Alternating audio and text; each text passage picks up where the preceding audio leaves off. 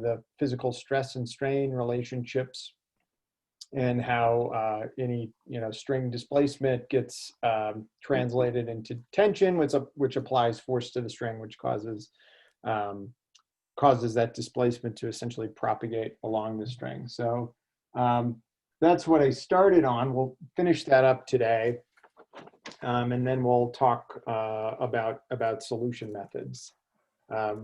So just to jump back into it. So last time, okay, in the video that I put up, we had this coordinate system R2 and R1. And the idea is that this is a vector description, R of xt, of how the string is displaced in two-dimensional space. And the idea is that x really parameterizes where you are along the length of the string.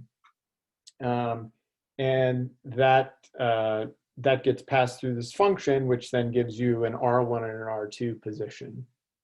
And the physical equations of motion that we then got out were that the density of the string times its cross-sectional area times the acceleration of the string should be equal to the cross-sectional area times the tension acting on the string in response to that,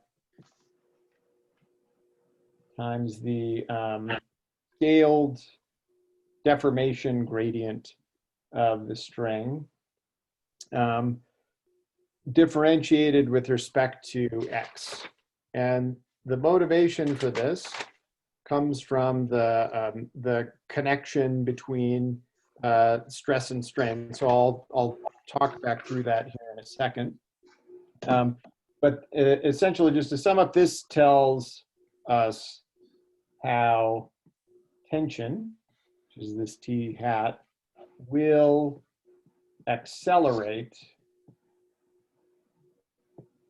the string. So if you think about, plucking a string, right, and then releasing it, because you've like a guitar string or something like that, because you pulled it up in this direction, it's going to want to return to its equilibrium position, sort of like a mass on a spring would or a pendulum or something like that. So it's going to have an acceleration component in opposition to the tension that you've put on it. Okay, so what is the tension?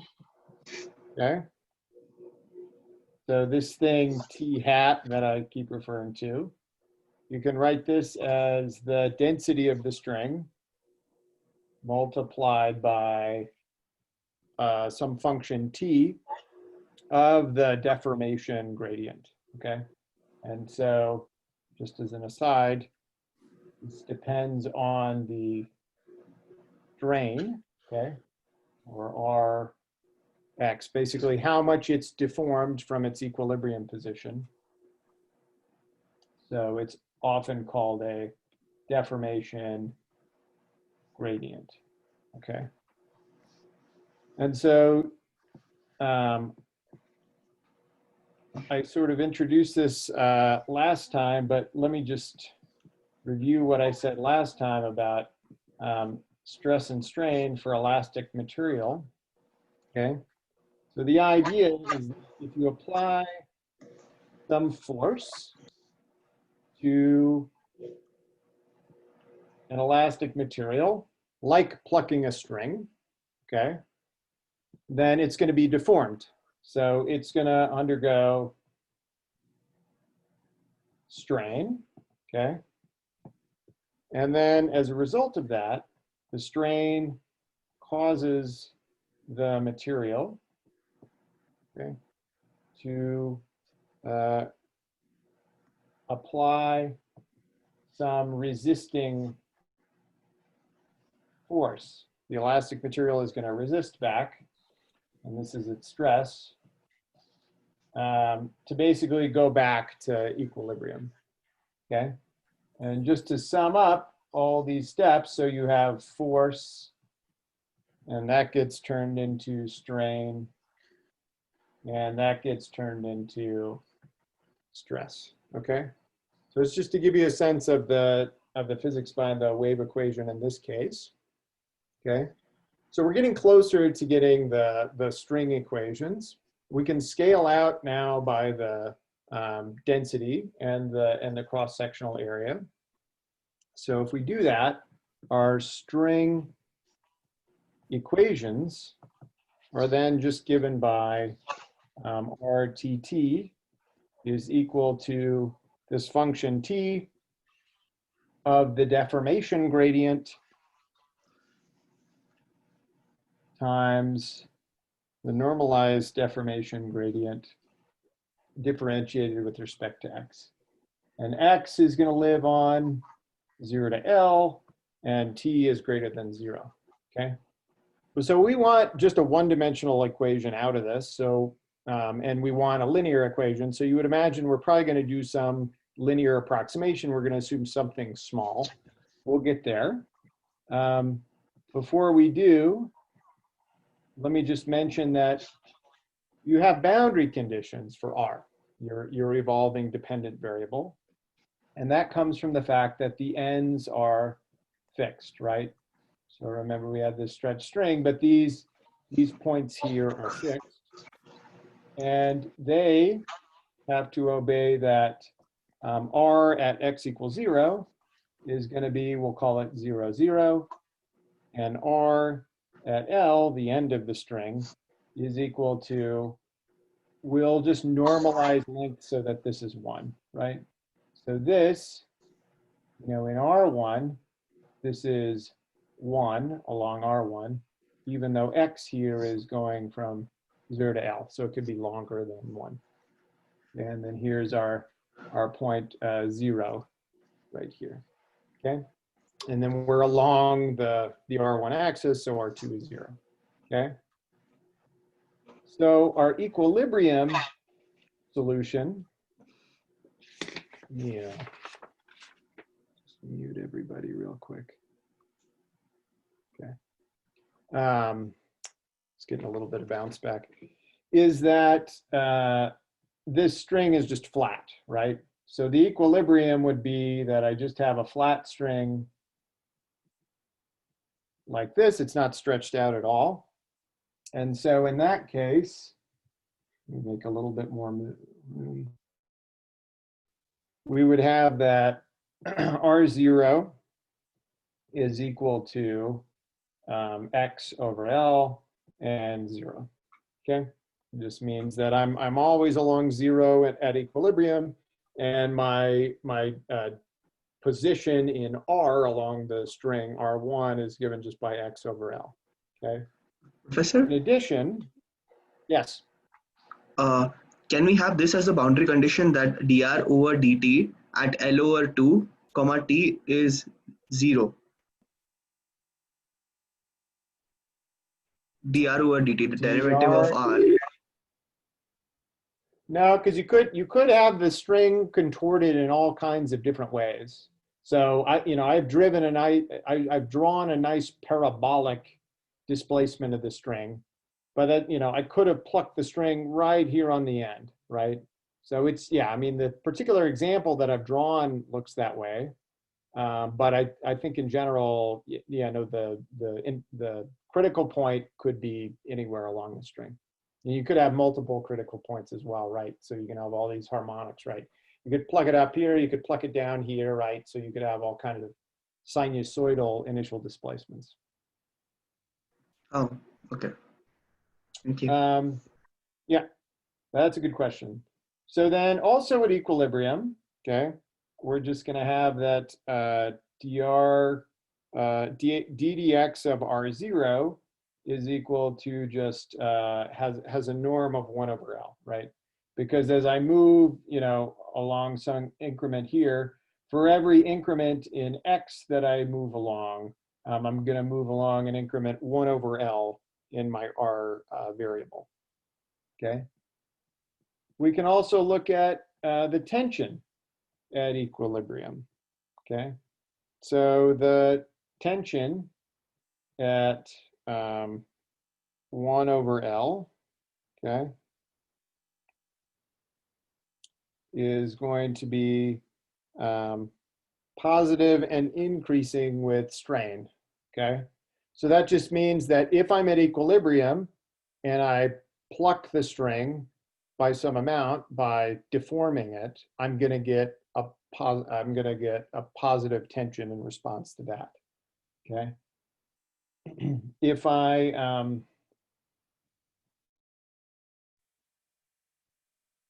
so if I change the elongation of the string, I'm going to get an increase in the tension as a result. So essentially, it's positive and increasing. If I didn't have a tense string, if I had no tension in my string at all, then I would get no force response when I plucked it. So it has to be positive, and it has to be increasing with strain as I elongate it more, okay? So given that we're at equilibrium and we're saying things about equilibrium, you might imagine, well, the way we'll get a linear equation is just to linearize around equilibrium. So how do we linearize, okay, at equilibrium, okay? Well, let's say that R is changed in the following way, right? Here's our R0 here, okay? I just take X over L and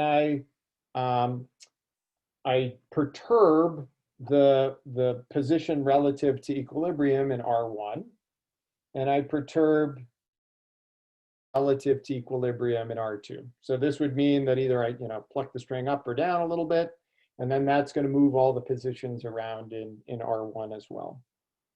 So I can write this just as R0 plus UV, okay? And if you know about linearization, what's going to happen is I'm going to assume that this part should be small, okay? And then we'll do a Taylor expansion and truncate. That's kind of the idea, okay? So I'm going to go through the Taylor expansion now and the truncation, and then at the end of it, this nice linear wave equation that we would expect, or that we wrote down several lectures ago, okay? So how do we Taylor expand now? So, well, we need to Taylor expand all the ingredients of our nonlinear equation, right? So this thing here is a nonlinear equation because this tension function could be anything, right? It depends on the material, right? But as long as we, if the displacement is small, we can approximate it with a linear function in the deformation gradient. So that's the idea. So we start by just saying, well, let's take the norm of the magnitude of the deformation gradient and linearize that, okay? So what's the magnitude of the deformation gradient? It's just going to be 1 over L plus U sub x squared plus Vx squared, okay? And so I can rearrange this just a bit, and I end up with 1 over L times 1 plus L U sub x squared plus L squared Vx squared all to the 1/2, okay?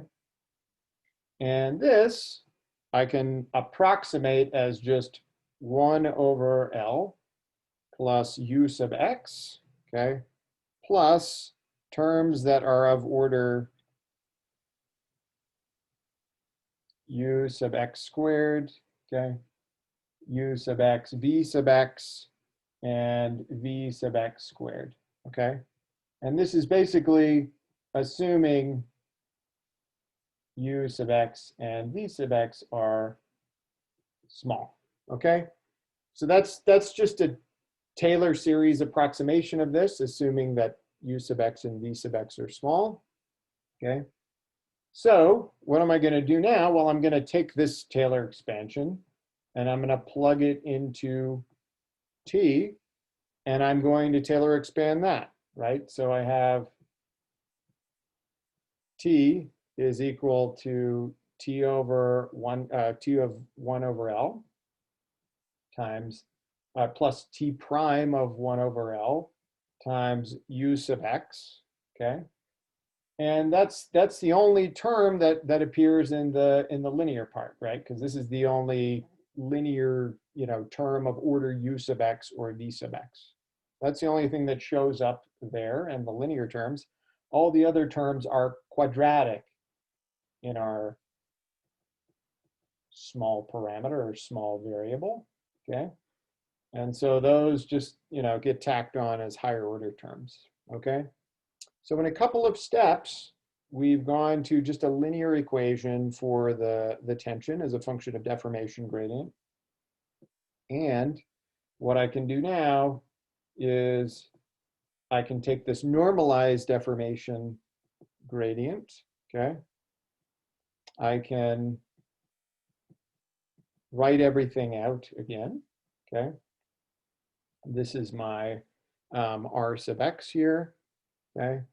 And this is my approximation, right? So 1 over L plus U sub X to the minus 1. That's my just first order approximation. I'm only sticking with first order approximation. I'm going to write plus higher order terms here, okay? And when I multiply everything through, sorry about that.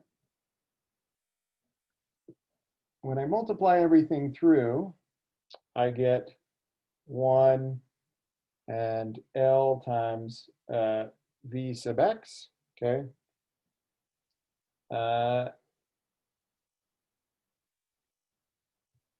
Plus order U sub X squared terms, V sub X, U sub X, V sub X squared terms, okay? So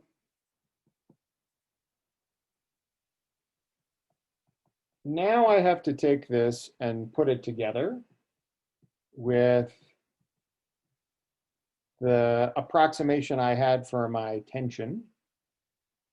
And when I do that, I end up with T of 1 over L plus T prime of 1 over L, U sub X, T of L multiplied by V sub X,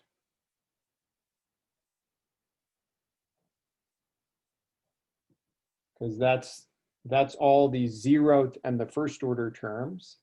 And then everything else, again, is going to be a higher order term, okay? All right. So again, we're just keeping the zeroth and the first order terms here. We're assuming that U sub X and V sub X are small enough that we can throw everything else away. So if we keep only the linear, in other words, order U sub X or V sub X terms, and at the end of the day, we get that R sub TT is equal to U sub TT, V sub TT, okay? That's just differentiating the expression here. Sorry, I'm going to go back, that we have for R, differentiating it twice with T, we get rid of this term here, okay? And this is equal to our right-hand side now, which, remember, this was our right-hand side before. We've linearly approximated it, okay? At least the thing inside of the X derivative. And we're left with T of 1 over L plus T prime of 1 over L U sub X, T of 1 over L. Sorry, I missed an L here. Should be an L here. Because the L enters into, I missed this L up here.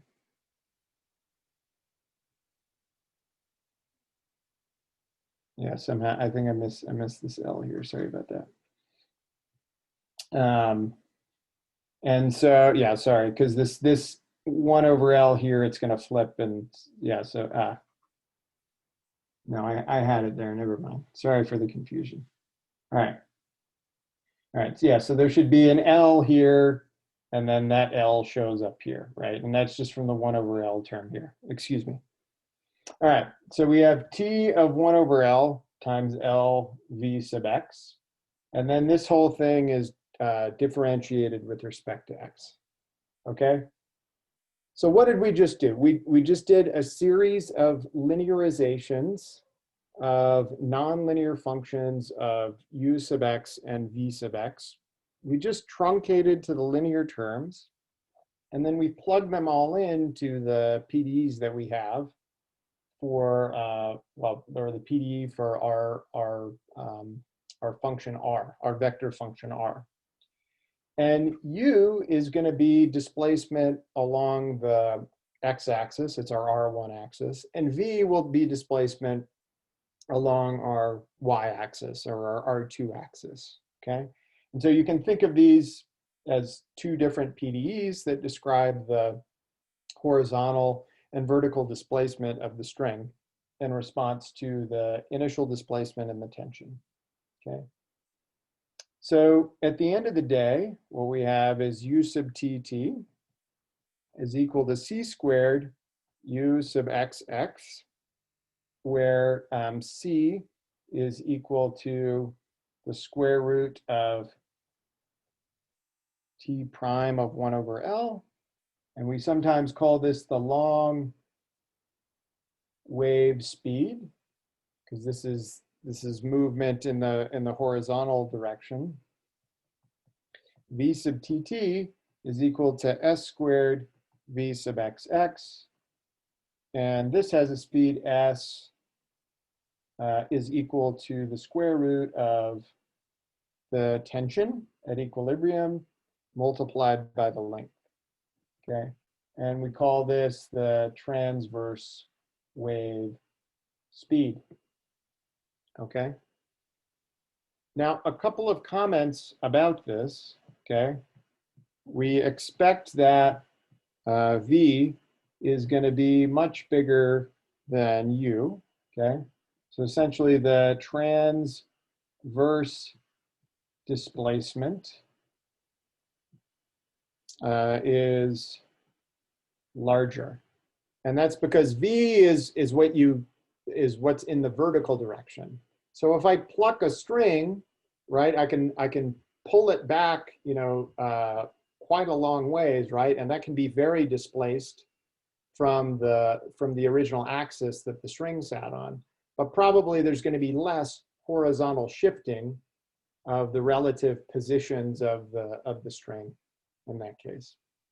And so typically we only study the V equation when we're thinking about this as a model of you know, waves on a string, because it's like, you know, how much is the upward or downward displacement changing with time in response to that initial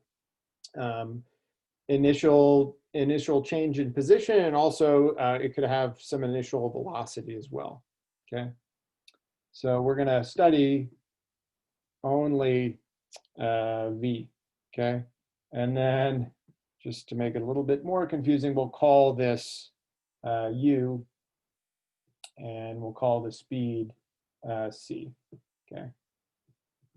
So just going forward, when I write the wave equation down, we'll use U and C just because that's a common convention. But it's really sort of based on the second equation that we have here. Okay. I'll take a deep breath and see if there's any questions. Could you say one more time why we're looking at 1 over L specifically? I know it's coming from equilibrium, but I don't see what 1 over L is in X space. Why wouldn't it just be like midway or something? So so remember, the tension depends on the gradient of the deformation, right? So as you pull up the string, you're gonna change the shape of the string, and that's going to deform the string. So just at equilibrium, I guess we're back a couple slides here. At equilibrium, right, because I'm allowing x to, go from 0 to L, but I've just said that the string itself in absolute space should be stretched from 0 to 1. Then as you move along the string at equilibrium, okay, for every amount I move in my x variable, I'm moving 1 over L units in my R variable, right? So Right. it's the constant deformation gradient magnitude at equilibrium. So that's where you get the 1 over L. It's just because there's a difference in the parameterized length in X and the actual length in physical space in R1. Gotcha. Thank you. Welcome. Professor, in the previous slide, with respect to this, where did the T of L term come from in the second last step? T of L. That may be I think that's a typo. Yeah, it's just a typo. Should be a T of 1 over L. Sorry about that. So yeah, that just comes from this term here, multiplying through. Okay. And in the first step, where did the V of X term go in the expansion? Like both of them have a squared term on it, right? The V of X term, like I'm not sure how it disappeared.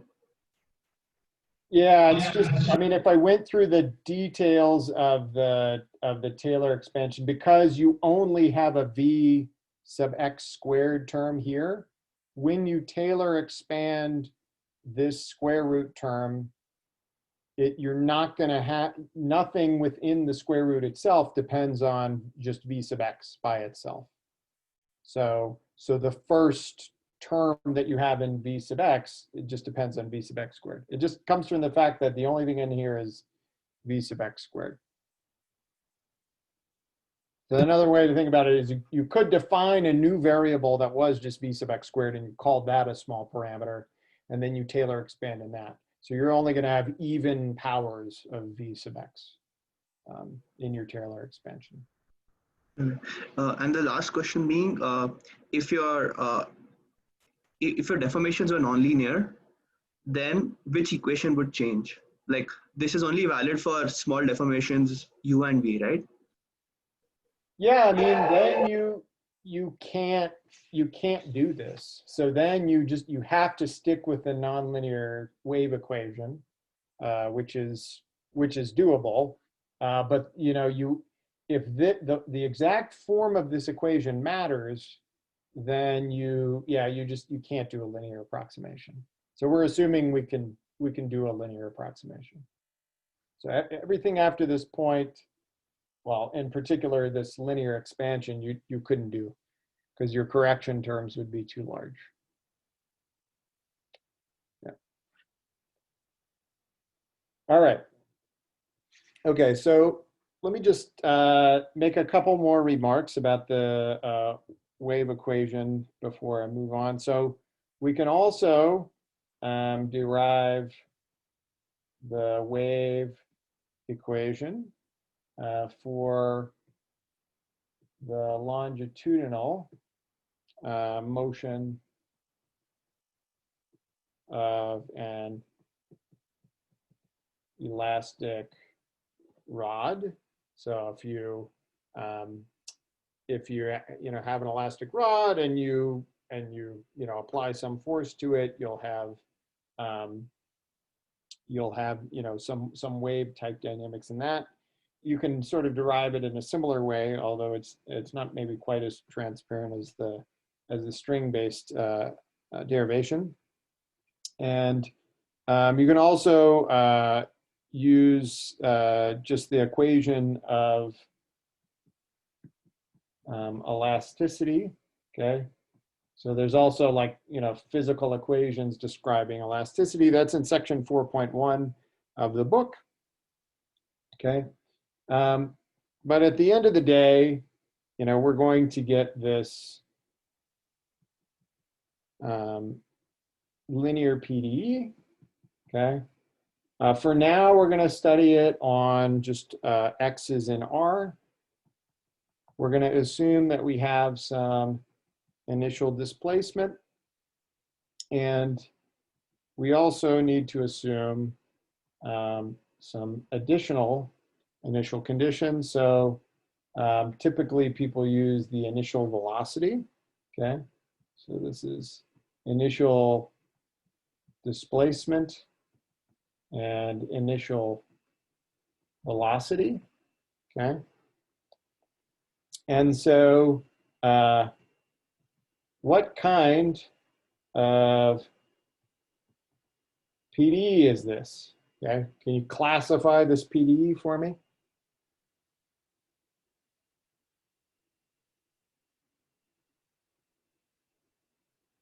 Anything about it? What order is it? The second order initial value problem. So it's a second order. Yeah, so it is an initial value problem, is it? And we've already said that it's linear, okay? And what is it between, do you remember, parabolic, elliptic, or hyperbolic? Parabolic. I heard a few things. Yeah, but I think some people said, yeah, hyperbolic, okay? So if you check the principal symbol, it's hyperbolic, and not surprisingly, since it's called the wave equation, the solutions look like waves, okay? So this is our sort of standard wave equation initial value problem, okay? And now that we've sort of physically motivated it, we'd like to figure out how to solve it, right? And the key for solutions is knowing how to take what's called D'Alembert's solution and extending that to different circumstances. And really some of the lessons that you learned from the transport equation should come in handy as far as, once you put a boundary